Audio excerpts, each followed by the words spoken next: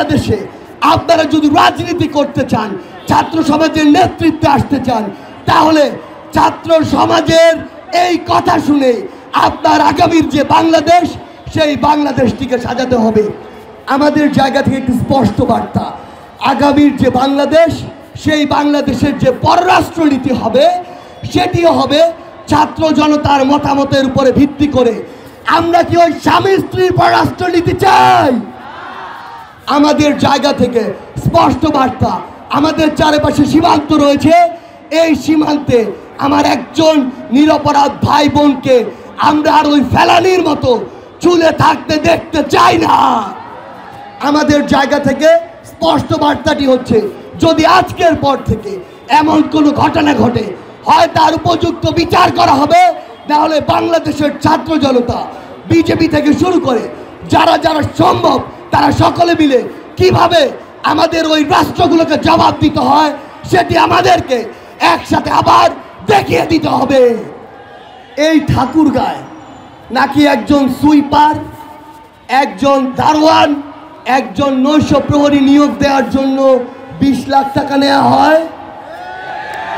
ঠাকুরগাঁর ছাত্র সমাজ একটা জিনিস মনে রাখবেন, এই যে মানুষটি 20 লাখ টাকা দিয়ে এই সিস্টেমে ঢুকছে, সে অবশ্যই তার কয়েক গুণ টাকা আপনার পকেট থেকে ওই রক্তচোষা সিন্ডিকেটের মতো শুষে নিয়ে তারপরে ওই সিস্টেম থেকে বের হবে।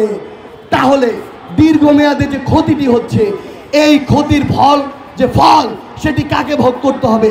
আমার সামনে আপনারা যারা বসে রয়েছেন, আপনাদেরকে, কিংবা এই মঞ্চ থেকে শুরু করে এই পুরো ঠাকুরগাঁয় যারা রয়েছে, সকলকে এই ফলগুলো ভোগ করতে হবে।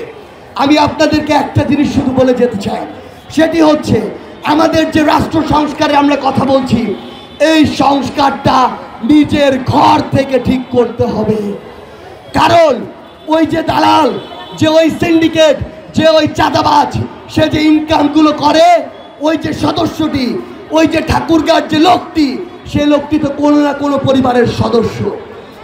এই যে ফ্যাসিস্ট সরকার 16 বছরে একটি ফ্যাসিস্ট রাষ্ট্র কায়েম করেছে, তার অন্যতম শর্ত হলো দেশের অধিকাংশ মানুষকে এই ফ্যাসিস্ট মতাদর্শে প্রত্যক্ষ বা পরোক্ষভাবে প্রভাবিত করা। অর্থাৎ আমাদের নিজেদের ভিতরে যে ফ্যাসিজমটি ঢুকেছে, নিজেদের ভিতরে মানুষকে লুটপাট করার, শোষণ করার, ডমিনেট করার যে চিন্তা ভাবনাটি ঢুকেছে, সেটি থেকে অবশ্যই আমাদের বের হতে হবে। আমরা যদি আমাদের ঘর থেকে এই নোংরা সিস্টেমগুলোকে, এই মানুষগুলোকে ত্যাগ করতে পারি, উপেক্ষা করতে পারি, সরিয়ে রাখতে পারি, আমি আপনাদেরকে বলে দিচ্ছি যে এই সিস্টেম সংস্কারটি ঘর থেকে শুরু হবে, সেটি একদিন সমাজে পৌঁছাবে, জেলায় পৌঁছাবে, বিভাগে পৌঁছাবে, রাষ্ট্রে পৌঁছাবে। আর তখনই আমরা যে বাংলাদেশের স্বপ্ন দেখছি, সেই বাংলাদেশটি আমরা তৈরি করতে পারবো। আমি দেখছি আজকে আমার সামনে এই প্রথম কোন জেলায় যতজন ছেলে এক পাশে রয়েছে, প্রায় সমান সংখ্যক মেয়ে আরেক পাশে রয়েছে। এটি ঠাকুরগাঁর জন্য গর্ব করার একটি বিষয়। কারণ আপনার পাশে সহযোগী হিসেবে যদি ছেলে মেয়ে ওই রাস্তায় একসাথে না হাঁটতে পারে, তাহলে যে অগ্রগতি আমরা প্রত্যাশা করি সেটি সম্ভব নয়। আমাদের মনে আছে যেদিন আমরা মিছিলে বুক পেতে দাঁড়িয়েছিলাম, সেদিন আমাদের সামনে আমাদের বোনেরা ব্যারিকেড হয়ে দাঁড়িয়েছিল। আর ওই যে আইন শৃঙ্খলা রক্ষাকারী বাহিনী, ওই যে পুলিশ, তাদেরও হাত কেঁপেছিল, তারা আমাদের বোনকে ওই গুলিটি করবে কি করবে না। সেই জায়গায় আমি আপনাদেরকে শুধু একটি কথা বলতে চাই, এই যে রাজপথ, সময়ের প্রয়োজনে আপনারা রাজপথে নেমেছেন, কিন্তু সামনের বাংলাদেশে আপনাদের মতো মেধাবীদের অবশ্যই ওই সংসদে প্রতিনিধিত্ব করতে হবে। আপনারা আপনাদের বাবা মাদেরকে বলবেন, ডাক্তার, ইঞ্জিনিয়ার, পাইলট, জজ, ব্যারিস্টার হওয়ার পাশাপাশি আমাকে দেশের সেরা একজন মেধাবী, সৎ ও ন্যায়পরায়ণ রাজনীতিবিদ হয়ে উঠতে হবে। একটি জিনিস মনে রাখবেন, এদেশের পলিসি মেকিং থেকে শুরু করে, আইন শৃঙ্খলা থেকে শুরু করে প্রত্যেকটি জিনিস ওই সংসদ থেকে নির্ধারণ হয়। সেই সংসদে পলিসি মেকিংয়ে যদি আপনার মতো এই যোগ্য মানুষরা যেতে না পারে, তাহলে আপনাদের চেয়ে তুলনামূলক অযোগ্য যারা ছিল তারা ওই চেয়ারটিতে বসবে।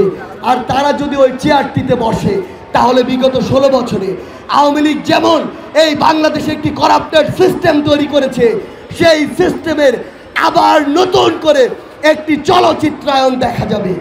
সেই জায়গা থেকে আপনাদের প্রতি একটি বিনীত অনুরোধ, এই অন্যায় শেষ হয়ে যায়নি, অন্যায়ের যে বীজ ছিল সেটি একেবারে শেষ হয়ে যায়নি।